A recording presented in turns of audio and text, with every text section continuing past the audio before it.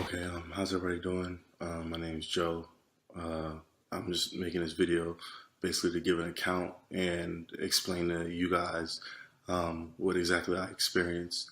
And that's pretty much it. So on March 22nd, 2017, I went to sleep late that night, and when I had went to sleep, um, I ended up my soul, my spirit ended up basically in this room with this dark room. There was two individuals in a room.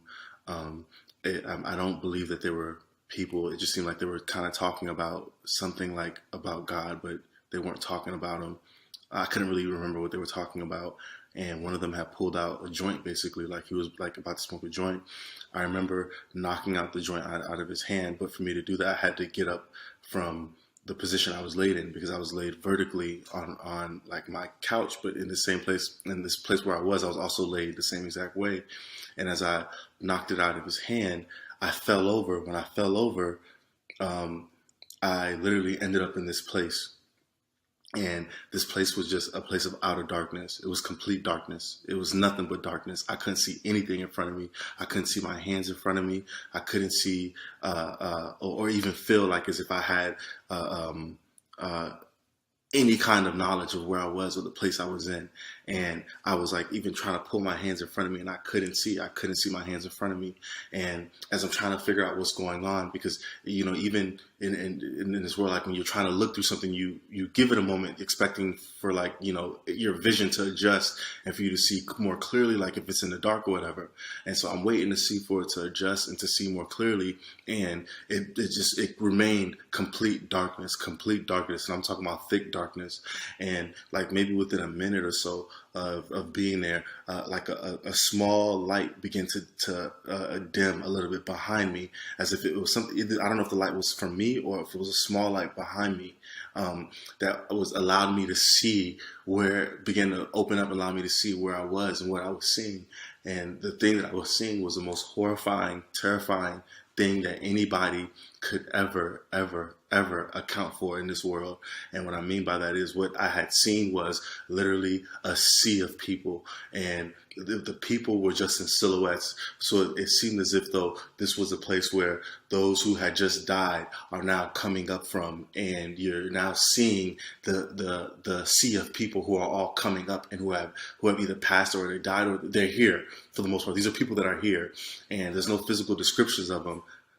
There's no physical descriptions of them. They're just literally silhouettes. Like it's almost like they're I can only see their shadow image of them, and they're in front of me and they're around me. And you're talking about trillions of people, trillions of people. As far as my eyes can see, if you ever attended a concert or any public gathering, or even looked at through TV and you've seen large amounts of people all in one place, or in a place where as you look ahead you see like a large crowd, you can still pretty much see past people. You can see a landscape still. This place was so many people that the landscape was people. As far as my eyes can see, there were people. As far to my left and to my right, as far as I can see, I'm seeing people. I'm seeing people, and everybody there is no interaction amongst us. Nobody's interacting with anybody. And immediately the fear that was there. It was like it was controlling the environment. It was like at that moment I had nothing but questions. I was trying to figure out where I was, why am I here? Wow. First of all, why the appearance and the setting was so scary in itself that I'm trying to figure out, what is this? What's going on? Am I in a dream? Like, what's going on? What's happening? And as soon as I begin to try to figure out what's going on, and right now I'm at from this moment on, I'm at a very, very, very high level of fear, and it remained that way the entire time. And it wasn't because nothing actually about the experience made it scary. Fear was literally just a part of my being. I could not be nothing but absolutely scared. And I'm talking about scared or fear, like to the point where when somebody just scares you, you get immediately scared. You may burst out, you may yell or something because you're scared, and then it begins to come down. But I'm talking about fear that stays at that level, as if somebody had just you just got caught at the highest point of how scared you were, or what fear you had, and that's all that you have the entire time. It doesn't come down. So you're like, feel like as if you basically shouldn't be able to breathe, or be normal, even handle yourself to assess anything, or to use your cognitive skills or anything like that, because you're literally in this much fear. You're still able to just be in this much fear and not know what's going on. And so literally, I would say like maybe there's no time, so I can't say what moments of time. I know that from there, I then had been moved to these what appeared to be these caves, and so I had moved, not walked, but it was like a moving thing, like a force had brought me over to these caves, as if this is where these caves where I was supposed to go and belong. And then now it had gotten dark again to where I couldn't really see. So I'm trying to navigate through caves, and I'm kind of bumping into these fixed boundaries. I don't know what it is, where it was, but I'm just, okay, I would either go right or I would either go left. I would either turn left or then I would turn right. And I'm trying to find my way through, and I couldn't find my way through until I eventually got into this one place where it was a cave. It was a cave, and it descriptively just like a cave, but it was somewhat put into like I would say it's a club setting, but I didn't see any bars. I'm not seeing any drinking. I don't see anything like that. I just see people seem to be dancing without any music at all. No music at all. I'm not hearing any music at all, but people are almost like slow dancing as if they're just bopping their head to a tune, but there's no music playing at all. And as I'm trying to really look upon what's going on and who are these people that I'm looking at, like what's going on? Why? Because I'm still at the same height of fear. So I'm still trying to figure out how can anybody be literally enjoying their dance or whatever they're doing in this kind of environment, like in this environment. And so I look over and then I see this young, this appeared to be the only being that was there that somewhat seemed like he recognized me. Everyone else seemed like it was a controlled force as to their bop or their slow motion, two-step or whatever it was. He's looking at me. As he's looking at me, he has on these dark shades, and I'm trying to figure out, as I was thinking to myself, like I'm trying to figure out what exactly is like going on with him.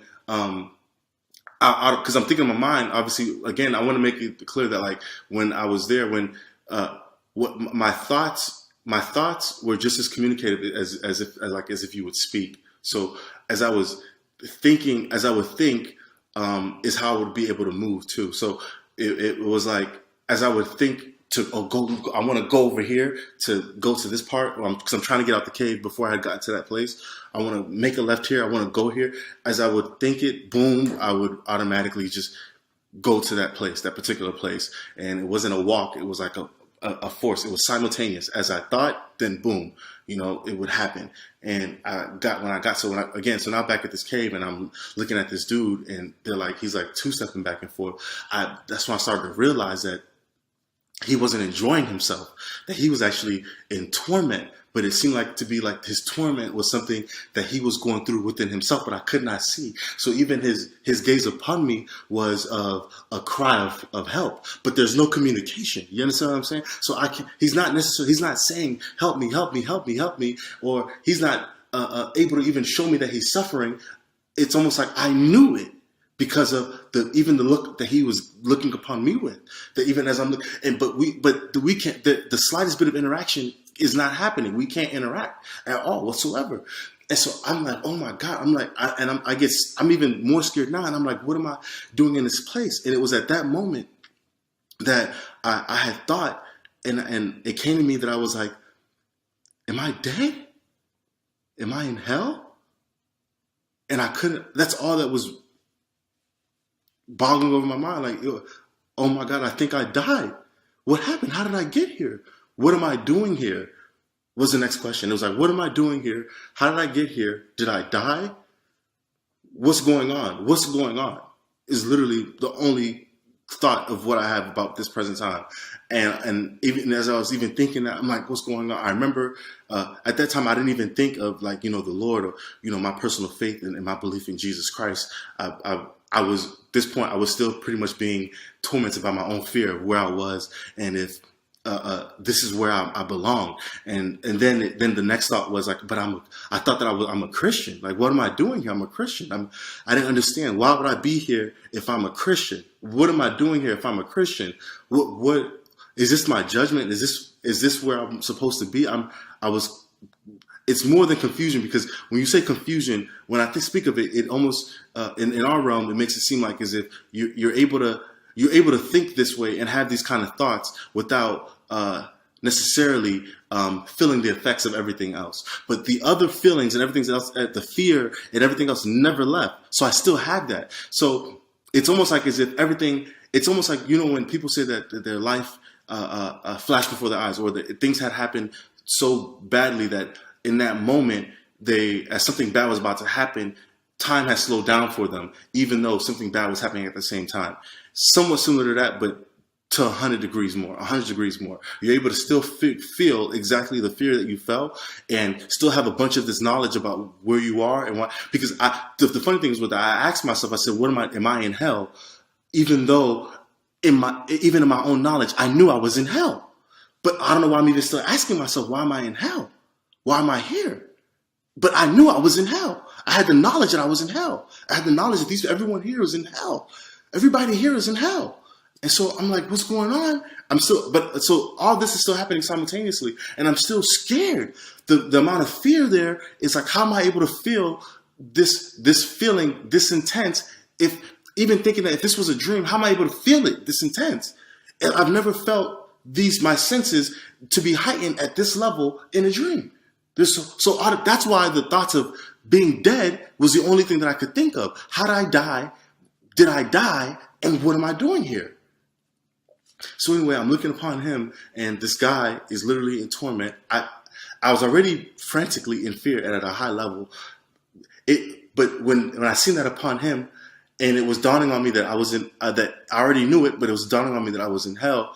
It caused me to, even be more frantic. So I immediately, I'm looking for an exit.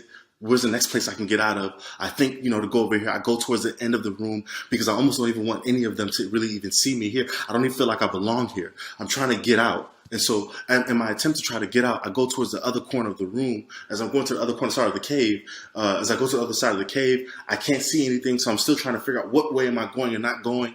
And then even out of a form of desperation, I try to basically escape to see if there's a way I can go up. If I can go upward, is there a way I can get out to go up? Is there even an up? And I don't even remember being able to look up, because remember, you don't, as you think it, so is it happening? So even as I'm saying, I want to go up, or can I go up? Simultaneously, I'm already trying to go up, and I realized that I was at the ceiling of this place, but it was a fixed boundary, and I couldn't feel what the boundary was. All I knew was that from the point of the ceiling of feeling this fixed boundary, I felt immense heat. The amount of heat that I felt on top of me, the immense heat that I felt on top of me was so scary. I'm trying to explain it to you guys, and you have to understand that, for me to even do this, if people know me, for me to even do this is more than, if you know my character, is more than enough to at least let people know that this is serious for me to get to this level, to explain it, to talk about it at this level, because I'm somebody that I'm not really that open to just letting everybody into my life and and be open with my life, whether it's on social media or whatever it is, anything in this life. I'm not just open like that. I'm more of a secretive person, and so as I'm hitting the ceiling and I'm feeling this immense heat, right then and there, I was like, oh my God, I'm in hell. I couldn't even believe that I'm in hell, and that now I can actually feel the heat that is above me. The heat was so intense, even from what was above me, that I'm not seeing any physical flames, but this heat felt like as if even now, if I press my way forward, that it was enough for me to say, I don't even want to go up, because I knew that this fire would consume me, because the heat felt like real life. It felt like I was like real life heat. It still felt like the heat that you would feel here. As if you put your hand over a stove, you would feel the heat. Like you would literally feel the heat. You would feel the intense heat. And it was even hotter than what you would consider to be a stove. So even as I'm going up, it's like, and I'm coming back down like, oh my God, where's all that heat coming from? Why is there this much heat on top of me? And so I'm just frantically trying to figure out where I was, what's going on. And I remember trying to say, at that point, I was like, when it had said that I'm in hell, the only thing I could think of was to be calling out Jesus' name. I'm calling out Jesus' name, and nothing is happening. I'm saying, Jesus, Jesus, Jesus, what's going on? Jesus, Jesus. And as I'm saying, Jesus, Jesus, Jesus, nothing is happening. And then I heard an audible voice explaining to me that this is how it is down here, and that it's not what you think, that it's actually Mary down here, and that, these people were there enjoying themselves, the people that I had seen that were in the club. And again, I didn't really know who this audible voice was, but I understood what he was saying. I understood what was trying to be told to me, because again, there was no physical thing in front of me. I wasn't seeing a spiritual being. It was he was able to communicate with me through my thought in my own head, to talk to me somewhat in the same way that we have voices here in our own heads now, here as we're on earth. And so he's telling me that this is Mary down here, that I should have no fear to want to come down here, and that I could do as I want, I could live as I want, and I could be here, and I would be Mary. It would be Mary. It wouldn't be an issue. There wouldn't be a problem. And even as he's saying this, so when he got towards the point where he's basically trying to convince me in my mind and my spirit, and I'm thinking like, I'm like, nah, this isn't true. What are you talking about? I'm thinking like this. I'm horrified. I'm horrified. No way. No way am I coming here. No way will I be here. Like, without a doubt, there's no way. There's no way for anybody that I would come here. I would be here. I would even want to be here. I would even consider it. And so I'm thinking, and this is after me saying Jesus, I'm like, what's going on? And then I remember when I was saying that, I just went back to reverting to saying, Jesus, like, give me a Jesus, like, what's going on? Why is, I'm saying your name, like, Jesus, what's going on? And as I'm saying his name, that audible voice then got louder. And now the audible voice now was yelling at me. And what appeared in front of me seemed to be like an eye. It was an eye. It was a large eye. It was a large eye. And I remember the eye was not any eye we've ever seen on this earth. It was an eye that even appeared to have different arrays of colors in the pupil. It was a different kind of eye. And I knew that then this eye was what the voice was that I was hearing, because as he now was yelling, he said to me, you dare use that name down here? You dare use that name as I've already been showing you everything down here? You dare use that name? But this was like, it's hard to explain it. It sounds like I'm saying it as if he said it that proper.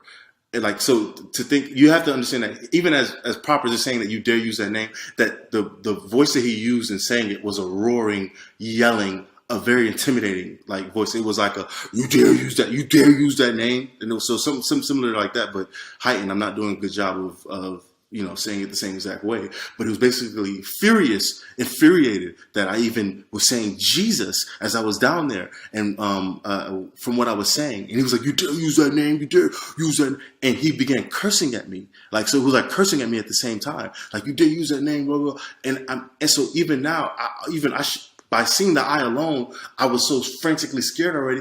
And the only thing in my mind was, this is Lucifer. This is the devil. This is Lucifer here yelling at me in the form of an eye, though. Just the form of an eye. I'm like, but so it seemed like as if he wasn't, his presence is somewhat throughout all hell, but obviously he can manifest himself as he wishes, as he pleases. So I'm like, yo, what's going on? I'm like, Jesus, I'm even more scared. I'm saying Jesus even more now. Jesus even more now. Like, oh my God, this is Lucifer. And it was in that moment that, boom, that's when I immediately then woke up. So I didn't have any, there was no light. There was no bright shining light that came and got me. Jesus did not appear to me. None of those things happened. All I experienced is exactly what I told you. And, I woke up in such fear. Even as I woke up, I felt like I can still feel the heat on the top of my head, the heat from the being above, whether that was a lake of fire on top of me, I don't know, but I can still feel the heat. So I woke up and I'm still pretty much like, like I still felt the same terror that I was under when I was there. Now, mind you, everybody may have scary dreams. And if you have a scary dream or something, you wake up and you're still, your level of fear is still pretty much similar to what you feel when somebody scares you. It's high for that moment, a couple seconds, and it goes back down, right? So, but even for me, even now, my coming back into waking up, when the terror and the feeling of the heat, and then the terror that I had wasn't even going away. Meaning that it wasn't at the same high level, but as it was going away at a slower pace. You understand what I'm saying? Does that make sense? Like, it was a lot less slower. as how if somebody scared me, I would quickly come down and be like, okay, yeah, well, that was you, not funny, whatever. This was entirely different. This was, I could almost still feel, even it's 2 days now, it's been 2 days, and I could almost still feel the terror of being there. And it's hard to describe that, because when you say terror, people here with our senses, we only equate terror to maybe what we see, right? Maybe we see something that makes us terrified, or you're in a movie, something is going on that terror is a sense that is induced, and it can raise or be high, or whatever. I was still feeling the terror of it being at a high level and not going away, and it was coming down slowly, and I was still frantic. I was scared. I was still feeling the heat. I immediately came. I ran over to my wife, and I had to wake up and tell, like, yo, I just had the worst nightmare, or whatever. I had the worst nightmare. I'm still kind of disoriented, because I'm not really sure if I'm really out, because being there and understanding the concept of eternity, that I couldn't get out. And that's another thing that I want to touch on. Because remember, again, the reason why it seems like I'm describing this stuff out of sequence is because it's all happening simultaneously. So remember, I said that I had the knowledge. So even though I'm not saying, oh, I'm here for eternity, I didn't have to say that to myself. Everyone had the knowledge that you could not get out. Or at least I'm going to say I did. I knew and I understood I could not get out. And not only that I couldn't get out, but that I was here forever. I understood that I am absent of time, and this place goes on forever. And I understood that. And I think it was a part of the fear. It was a part of the terror, that all this stuff that I have knowledge of, instantly I'm completely all knowing. I'm all knowing. I know it all. I know it, even though I'm even questioning all the things that I know to be true. The same way we know I'm breathing air because oxygen goes to our lungs. We learn common things here, the natural laws on this earth. We know it. We just know it because we know it, either because even if it's not explained to you, you just know it to be that way. So it's the same exact way. I just knew that I was here forever. I was stuck here forever. I couldn't get out, and what was going on was being controlled. And that was the worst part about it. That was the worst part about the entire experience. That was the worst part. The worst part, and the worst part of the lack of hopelessness, and that nobody can interact with anybody else. Nobody. There's even comfort in being in an oppressive state. There's comfort. A good example. I'm being real. Me being a black person. It's comfort. There's still comfort to feeling like, or knowing that, your struggle of what you go through to overcome, racial disparities or racial discrimination or biases, that I'm enduring it amongst a group. There's a certain level of comfort there, and feeling, and in everybody's own heart. Or if you're in jail, even people in jail have a comfort that they're not the only ones in jail. Even if they're in solitude, they understand that there's other people here, and that this is something that others are enduring with them. You're not even given simple comforts like that. You don't even feel, it's not that you don't even care. It's not an element of that realm. You don't even feel a comfort. Comfort is absent. So there's no recognition of, look at how many people we're all going through it. Look at how many people are here. It's impossible. There can't be a party in hell, because even though when you're in hell, the only person that you believe that is going through something that you can feel and feel and go through is you. The only thing you can be, even if you're there with millions upon trillions of people, you feel as lonely as if you're the only one there. And that's hard to explain. You feel like you're the only one there. That's exactly what it was. Exactly. So absent comfort, absent no interaction. Everything that appears to be even slightly good is not there at all. So it's horrifying. And mind you, again, like I'm saying, it's not because I had the knowledge of all these things that I was horrified. Horror and terror was a part of the elements, the environment. It was a part of the environment. It was exactly, you could not even choose to be at a different level of fear if you even want to, because you don't even have the cognitive abilities to decide to yourself that I'm not going to be scared, or what's really going on. Let me figure out before I just, act frantic. There is the cognitive functions that we have here are completely absent. And that's what people need to understand, that there's no controlling of it. A lot of the things the very small things that you take for granted, that you have autonomy over, that you have autonomy in mind, you have autonomy in movement, you have autonomy in what you think and how you think and what happens and what's going to happen. All that stuff is literally, it's good. I realize it's a good characteristic. It's a good thing that you have autonomy. It's a good thing. So imagine absent anything that's good. Imagine no interaction. Family, you can't even consider family. Your family, you're not even considering your family.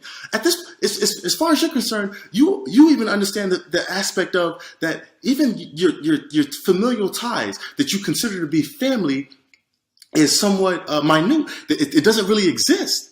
Blood relations are just physical, but the spirit is enduring on its own. You won't even consider yourself to have brothers and sisters and those of loved ones. The only kindred you have is maybe those you have. I don't even know how anyone can even have the ability. For me, I didn't have an experience where I was able to have the ability to even think of loved ones. All I can endure and deal with was what was presently controlling me in that environment. And nothing else mattered. Nothing else mattered. Nothing else mattered. And so that's why I'm sharing this, because I feel like people need to hear this stuff. And I feel like I've been the person that I've seen tons of these near-death experiences, or at least people with near-death experiences, or have testimonies on the website or on YouTube talking about how they experience hell. And again, it's when somebody is explaining it to you, I already understand that unless this is meant for you to hear it. If somebody's explaining it to you, it does not do it justice to what it really is and how it really feels. It doesn't. So the greatest impact, unless there's really grace and God has grace and mercy over your life for you to be able to really understand what somebody is saying, or for at least for what I'm saying and how I'm explaining it, because physically you're not able to even really touch that deep. So it would have to be a miracle for God to touch somebody's heart to come to an understanding of what it is I'm explaining. And so that's why I'm understand that. And so that's why I'm not doing this for people to believe me. I'm doing this because I am in fear of my own record. I'm in fear of going and ended up in that place. I'm in fear of answering up to my life and what I'm doing in my life in every single aspect of it, every part of it, every single aspect of it. I'm in fear. I'm in fear of my own thoughts. I'm in fear. I'm in fear, let alone because if it causes me to end up in that place, I'm in fear. And even if I'm not supposed to be in fear, I still feel some of the terror and some of the things. It's only been 2 days, so I'm still pretty much dealing with the feelings of all of it, and the memory of it. You know what I'm saying? So I just wanted to share this, man, for somebody who maybe wanted to stumbled across this video and they're undecided and they're not sure. They don't really know, what's going on, or whether you believe in Christ or you don't. Hell is real. Hell is real. Whether you're an intellect or whether you're someone who has never attended school in your life, hell is real. And hell is not something that is based on belief. This is not belief. This is not your belief. This isn't what you believe. This isn't everybody has respective rights in what they believe in. This is what is true. This is what is really going to happen. What is really going to go on? What is really happening? What is true? What is true?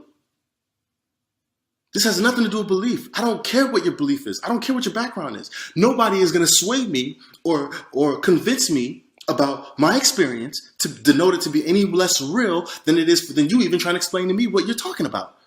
I don't even consider half of what I see here to be real at all. It's all a facade. It's all a mirage. We're all just passing through. And literally, and the majority of us are being deceived. And the devil is deceiving us, and it's all deceptive to make us think that we actually have these abilities and our autonomy can't be taken away, and this stuff can't be taken. That this life is really forever. Listen to me. There's no such thing as YOLO or living for the moment. You're gonna have all the time in the world to live for the moment, in terror for the rest, for eternity. In terror, in fear, you'll be living for the moment, and because that moment is all you have, and nothing else will matter. Not one single thing you do here, as in a form of enjoyment, will be even remembered for you to even say that at least you lived the life that you live. The only thing that you will have to stake claim to this life is why did I even have a life to end up here in the first place?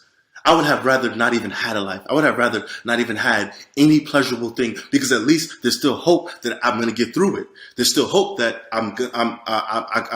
there's something better at the end of the road. There's still hope that things can change. The stuff we talk about all the time. What's the whole premise on wanting to live for the moment is that you only live once. Now imagine, what if I told you only die once too? And then that's it. And then fate is decided. And if you can't understand eternity now, you will understand it then. And it's not up for discussion. It's not up for debate. I'm not looking for political talk. I'm not looking for schools of thought. I'm not looking for religious faiths and beliefs in the afterlife. I'm not looking for literature. I'm not looking for any of those things. The word of God is the word of God. The word of God is the word of God. And that's all. And in that place, all you will know and understand it is to be true. There's no debate. People are not debating down there. Nobody's debating. Nobody's trying to figure it out. Nobody's trying to debate amongst each other. Even if you don't believe in him or you're not sure why you chose him, you still don't want to be there. Do you hear what I'm saying? You still don't even want to be there.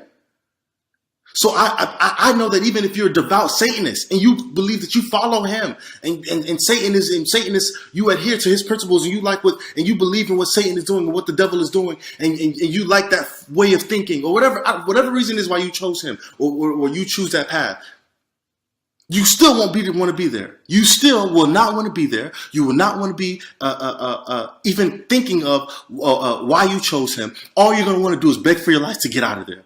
Everyone is trying to get out. Everyone is trying to get out.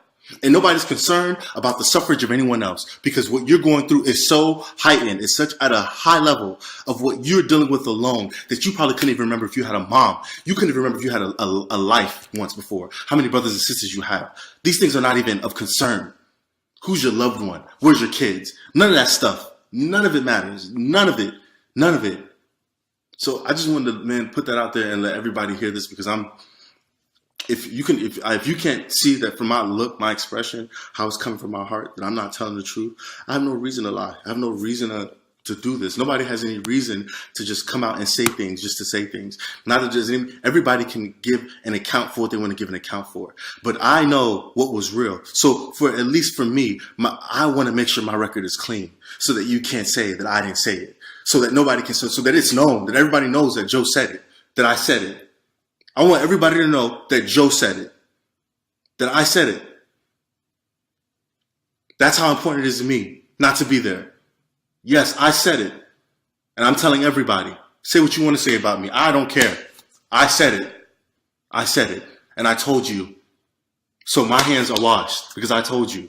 I told you because I'm now going to be accountable for how I'm going to live my life from this day forth. So, and that's the most honest I can be with people. If I love you, then that's the most honest thing that I can do. And I could tell you, you can write it off. You know, more than half of people maybe can write it off and live your life here. You can continue to live your life here. But like I said, it's everybody going to have their day. And that's not going to stop. That's the one thing that nobody can overrule or overrun. So as long as you have your day, you're going to have your date. When they say the day you were born, now here comes the experience of the day that you die. You can't say that you didn't hear it. At least not from me. You can't say. Because in this also will at least be my eternal proof of record. Of me letting people know that this was real. That hell is real. Hell is real. There's no such thing as coming close as Christians. If you even debate in your mind, if you got to even review your record to figure out whether or not you're going, you're already probably on the wrong side. Because I'm telling you right now, the decision is unanimous. We're not looking for a majority vote. There's no board in heaven. There's not a majority vote as to who's going and whether you're going or not. There's no politicking. It's unanimous. Either the Lord knows you or he doesn't. Either you have a relationship with him or you don't. And what I mean by relationship, I'm not talking about past relationship. Now. Right now.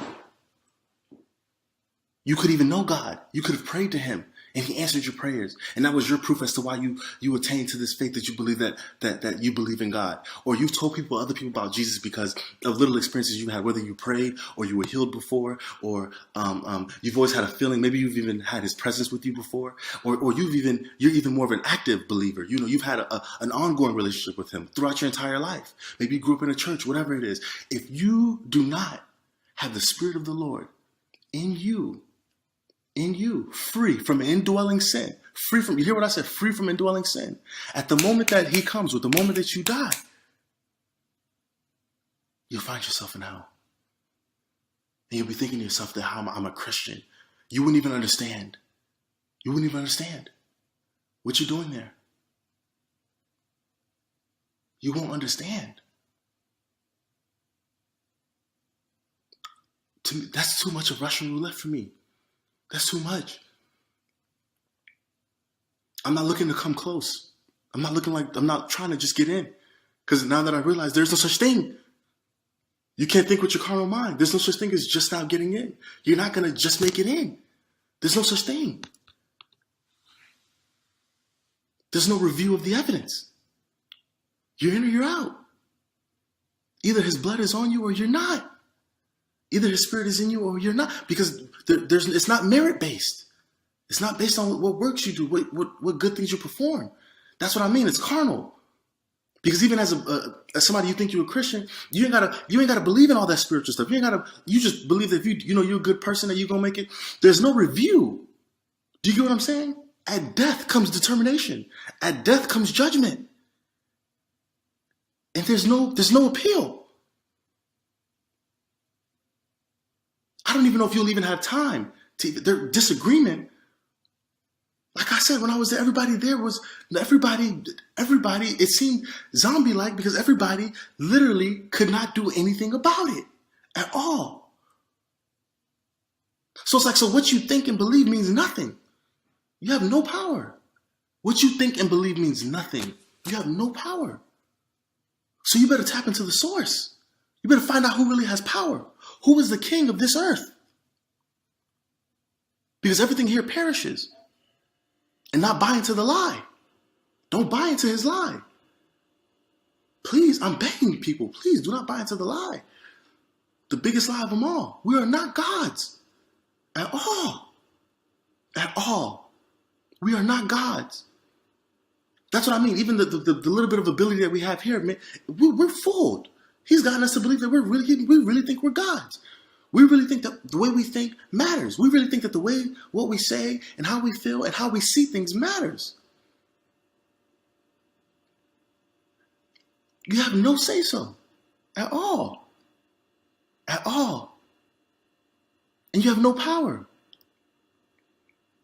So you better find the source. That's my best advice. Get to the source. All that matters in life is getting to the source. I used to be one too, like, the aspirations. Everybody wants to, at least when you're here, you think to yourself, I mean, what's wrong with wanting to either live a decent life or live a better life? And the means that you use to get there, whether it be good or bad, everybody is up to their own, their own judgment. Leave everybody up to their own judgment. Pursue what you want to pursue. I don't even really know what the point of pursuit is at this moment at all, unless it's for his purpose, unless it's for me to have an understanding of where I'm going. Because this pass through is so temporary, the timing is so short. And matter of fact, it's not even about the timing. The fact that I know that every man is going to die. And the chance and the risk that I can end up there, if anybody goes there, anybody that is there would wish that they had a second chance. Because they probably would be radical. They wouldn't even live this life, even caring about what they eat, or how much hours they're getting of sleeping, or whether or not their kids are rebellious, or whether or not their mom loves them, or whether or not their dad loves them, or whether or not all the frivolous things that we care about. I don't even know if that, I don't feel like I want to care about any of those things. Even though I still have love for those things and the people in my family. There's no way that I will allow those things anymore to have any priority to my eternal destination. That's the key. You want to talk about winning? We love talking about winning. Winning is making it eternally to your destination. That's how you win. Find your eternal destination.